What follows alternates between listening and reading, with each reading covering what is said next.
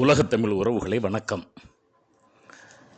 Classical language, classical literature போன்ற சொற்கள் இன்றைக்கு தமிழிலே செம்மொழி, செம்மொழி இலக்கியம் என்றெல்லாம் அழைக்கப்படுகிற ஒரு தன்மையை பார்க்கிறோம். இந்த செவ்வியல் தன்மை பற்றிய சிந்தனை தமிழில் வந்தபோது சாகித்யலிங்கனார் செவ்வியல் இலக்கியம் என்று தான் அதனை அழைத்தார். அவர் செம்மொழி இலக்கியம் என்று அழைக்கவில்லை. சங்க இலக்கியங்கள், செவ்வியல் இலக்கியங்களை நூல் எழுதினார். தமிழ் செவ்வியல் இலக்கியங்கள்னு நூல் எழுதினார். அவருடைய மாணவர்களெல்லாம் இணைந்து அவருக்கு நினைவு மண்டலம் எழுப்பிய போது தமிழ் செவ்வியம் என்றே அகத்தியலிங்கனாருடைய செவ்வியம் என்றே கிளாசிசம் என்கிற சொல்லை மொழிபெயர்த்தார்கள். மதுரை பல்கலைக்கழகத்தில் முனைவர் சாரதாம்பாள் போன்றவர்கள் தமிழ் செவ்வியல் இலக்கியங்கள் என்கிற சொல்லைத்தான் பயன்படுத்தினார்கள். அங்கே யாரும் செம்மொழி இலக்கியம் என்கிற சொல்லை பயன்படுத்தவில்லை. நாம் ஏன் இப்போது இந்த சொல்ல ஆராய்ச்சி செய்ய வேண்டிய கட்டாயம் இருக்கிறது என்றால், இந்த 2004 தமிழ் செம்மொழி என அறிவிக்கப்பட்டது. அப்படி அறிவிக்கப்பட்ட பின்னாலே தான் இந்த கிளாசிக்கல் என்கிற சொல் செம்மொழி என்று மொழிபெயர்க்கப்பட்டு செவ்வியல் இலக்கியம் என்பது செம்மொழி இலக்கியம் என்று ஆக்கப்பட்டது. இதை நாம் மிக நுணுக்கமாக கவனிக்கிறோம். நீங்கள் தமிழ் செவ்வியல் வரலாறு, தமிழ் செவ்வியல் ஆய்வு வரலாறு அப்படின்னு ஒன்று நம்ம பார்த்தோம்னா, தொடக்கத்தில் செவ்வியல் என்ற சொல் இப்பொழுது செம்மொழி என்று ஆகியிருக்கிறது. அப்படிங்கிறத நாம் கவனத்தில் கொள்ளணும். ஏன் நான் இந்த கருத்தை இங்கே முன்வைக்கிறேன் அப்படின்னா, நண்பர்களே, 2004 இந்த செம்மொழி மாநாடு நடந்தபோது அந்த மாநாட்டு மலரில் கார்த்திகேசு சிவத்தம்பி ஒரு நல்ல கட்டுரை ஒன்று எழுதியிருக்கிறார். அந்த கட்டுரைக்கு தலைப்பே அவர் உலக தமிழ் இந்த செம்மொழி மாநாட்டில் செம்மொழி வரையறைகளும் தமிழும்னு தலைப்பு தந்திருக்கிறார். அதில் அவர் என்ன ஒரு வாதத்தை வைக்கிறார் என்றால், கிளாசிக்கல் லாங்குவேஜ், கிளாசிக்கல் லிட்ரேச்சர் இதுக்கு நாம் கொஞ்சம் நுட்பமாக கவனிக்கணும். ஏன்னா அதில் ஒரு தொன்மைத்தன்மை, வளமை, தொடர்ச்சி இருக்கிறது. பொதுவாக தமிழில் செந்தமிழ் அப்படின்னா நீங்கள் நன்னூலார் காலத்துலேயும் அதற்கு முன்னைய காலங்களையும் ஸ்டாண்டர்ட் டைலக்ட்டுங்கிற சொல்லாட்சிக்கு இணையான சொல்லாட்சி அது இருந்துச்சு. அதெல்லாம் தான் செந்தமிழ்நாடு, கொடுந்தமிழ்நாடுன்னா தொல்காப்பியர் காலத்துலேருந்து பேசுனாங்க. அப்போது கொடுந்தமிழ் என்பது கலோக்கியல் டைலக்ட் என்கிற பொருளிலேயும், இந்த செந்தமிழ் என்பது அப்போ அந்த செம்மைத்தன்மை என்பது அந்த தரப்படுத்தப்பட்ட மொழிக்கு தான் அந்த சொல்லாட்சி இருந்ததே தவிர, இந்த தொன்மைத்தன்மை, இந்த சீர்மைத்தன்மை இவற்றை குறிப்பதாக இந்த சொல் இருக்கவில்லை. கிளாசிக்கல் என்கிற சொல்ல அந்த தொன்மைத்தன்மையும் அந்த சீர்மைத்தன்மை, அதனுடைய தொடர்ச்சி இருக்கிறது அப்படிங்கிறதையும் கூட நாம் கவனத்தரம் கொள்ளணுங்கிறது கார்த்திகேசு சிவத்தம்பி அவர்களுடைய நுட்பமான கருத்தாக இருக்கிறது. அவர் சொல்லுகிறார், கிரீக்கு, லத்தீன், சீனம், இந்த ஹீப்ரு போன்ற மொழிகள் அந்த தொடர்ச்சி உடையனவாக இருக்கின்றன. ஹீப்ரு 42 உலக வழக்கு மொழியாக வந்துச்சு. சீனம்ங்கிறது அந்த மேண்ட்ரின் தொடர்ச்சியில் இருக்குது. லத்தீன் இத்தாலி தொடர்ச்சியில் இருக்குது.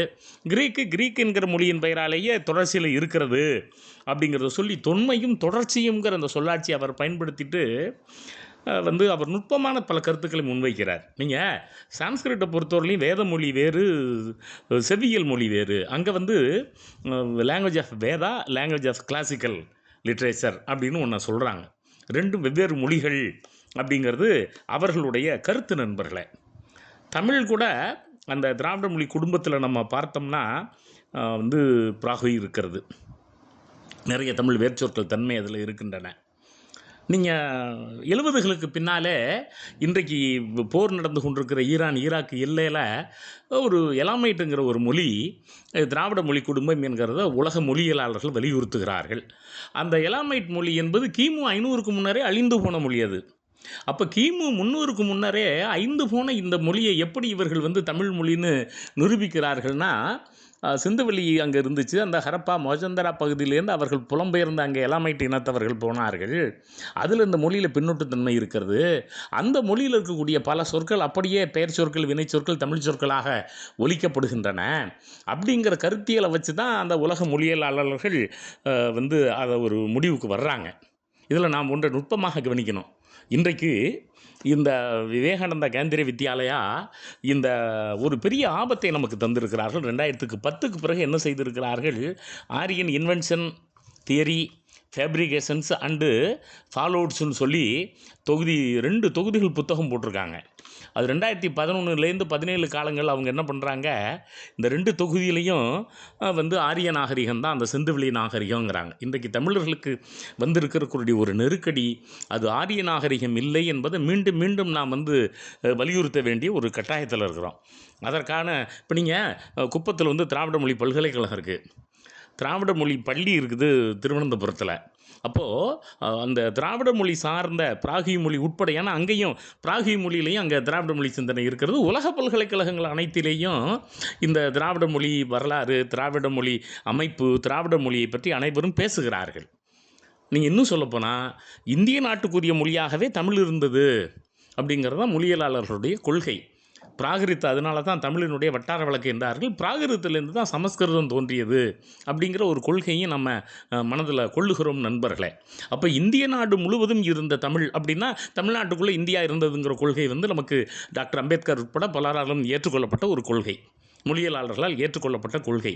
ஆகையினாலே அனைத்து இந்திய மொழிகளிலேயும் தனி தமிழினுடைய வேர்ச்சொற்கள் இருக்கின்றன அப்படிங்கிறத பலரும் வந்து உலகம் முழுவதும் பேசி கொண்டு இருந்தாலும், இன்றைக்கு 2022க்கு பின்னாலே இந்த ஒன்றிய அரசு வந்து புதிய கல்விக் கொள்கைங்கிற ஒன்றை கொடுத்த பிறகு ஒரு பேர் ஆபத்தை நமக்கு நம்முடைய தலையில் இடையே இறக்கி இருக்கிறது. அதை யாரும் உணராமலே இருக்கிறார்கள். என்ன அது அந்த பேராபத்து என்றால் நண்பர்களே, பாரதிய பாஷா பரிஷத்துன்னு ஒரு அமைப்பை உருவாக்கி, இது வந்து ஒரு இந்தி பிரச்சார சபா மாதிரி இருந்துட்டு போச்சுன்னா நம்ம கவலைப்பட வேண்டியதில்லை. அப்படி கிடையாது.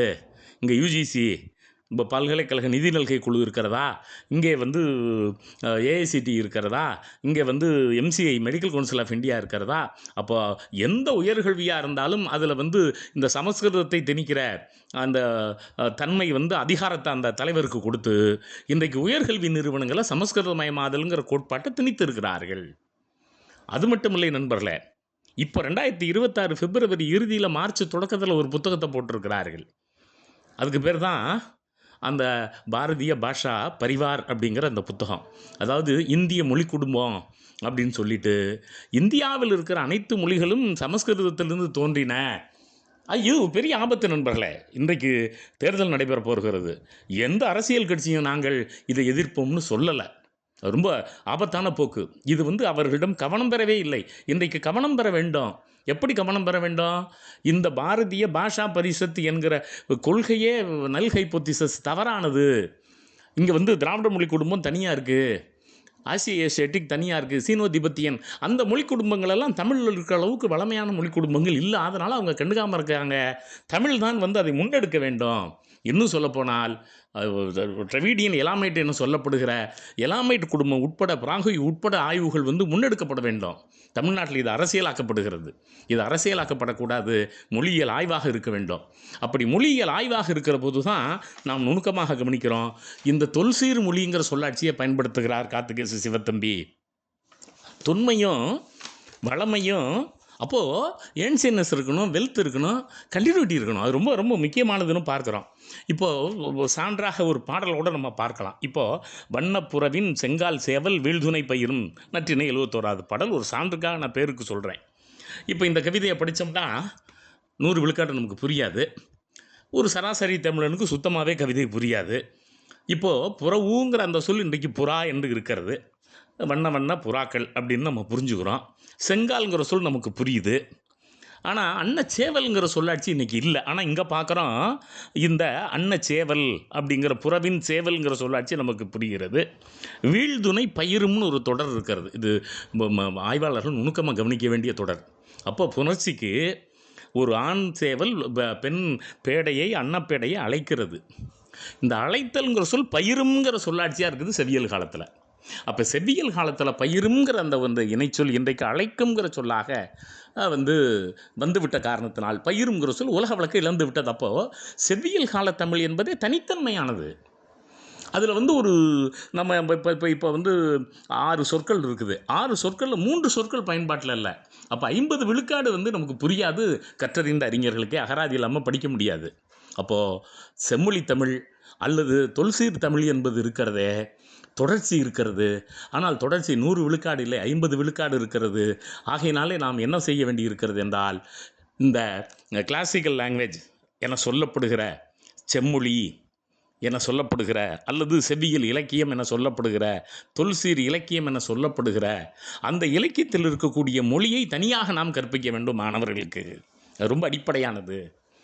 எல்லாமே நாம் வந்து செந்தமிழ், செம்மொழி எல்லாம் ஒன்றுங்கிற போக்கில் இந்த செம்மொழிங்கிற ஒரு சொல் இருக்கிறது. ஆனால் இன்றைக்கு உலக வழக்கில், பயன்பாட்டில், பன்னாட்டு அளவில், மக்கள் வழக்கில் இந்த செம்மொழி ஒரு சொல் வந்துருச்சு. செம்மொழி ராமசாமி, செம்மொழி சந்திரசேகரன் என்றெல்லாம் இன்றைக்கு இந்த செம்மொழி நிறுவனம் சார்ந்த சொற்கள், செம்மொழி நிறுவனம் சார்ந்த வெளியீடுகள், இந்த கிளாசிக்கல் லிட்ரேச்சர் என்பதற்கு இந்த செம்மொழி இலக்கியங்கிற தொடர் வந்து உலகம் முழுவதும் பரவலாக்கப்பட்டு விட்ட காரணத்தினால் இனிமேல் அந்த சொல்லை நாம் வந்து நீக்க முடியாது, நீக்கவும் கூடாது.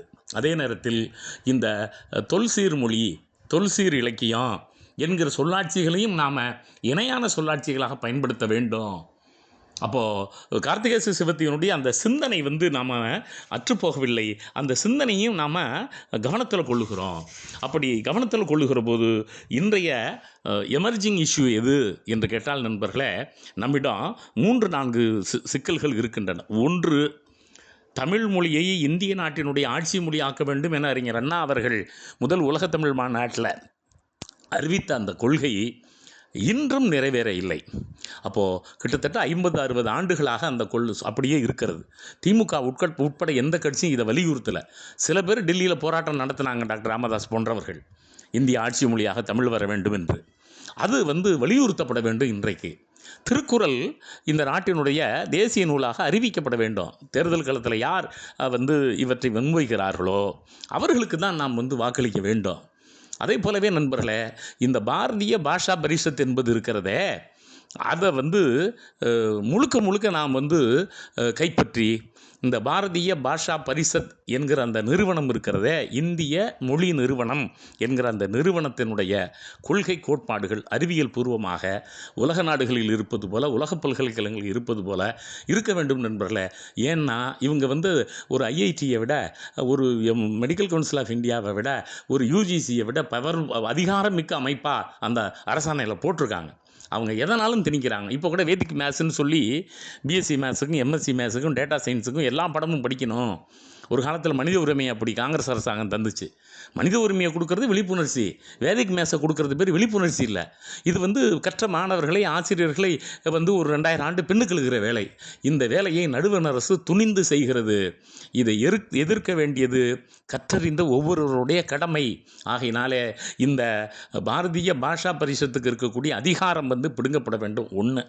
2, அது நேர்மையாக ஆய்வுகளை மேற்கொள்ள வேண்டும். திராவிட மொழி குடும்பம்னு ஒன்று இருக்குது, ஆஸ்திரிய மொழி குடும்பம்னு ஒன்று இருக்குது, சீனோ திபெத்தியன் மொழி குடும்பம்னு ஒன்று இருக்குது என்பதை அந்த ஏற்றுக்கொள்ள வேண்டும். ஏனென்றால் நண்பர்களே, இந்த சமஸ்கிருதம் உட்பட இந்த இந்திய மொழிகளில் தமிழினுடைய தாக்கம் நிறைய உண்டு. அதை தனியாக நம்ம பேசுவோம். அதனால தான் இந்த செம்மொழியா தொல்சீர் மொழியா அப்படிங்கிற இந்த தலைப்பில் நான் வந்து சில சிந்தனைகளை நம்முடைய தமிழ் ஆய்வாளர்களுக்கும் தமிழ் மாணவர்களுக்கும் தமிழர்களுக்கும் விதைக்க வேண்டிய கட்டாயமாக நான் கருதினேன். இது காலத்தினுடைய கருவி வந்து கட்டாயம். இது தமிழ் வந்து தொல்சீர் மொழி, தொன்மையும் வளமையும் தொடர்ச்சியும் இருக்கிற மொழி. தமிழ்நாட்டினுடைய, இந்திய நாட்டினுடைய தொன்மையான ஒரே மொழி தமிழ். ஆகையினாலே தமிழர்கள் விழிப்புற வேண்டும். நன்றி.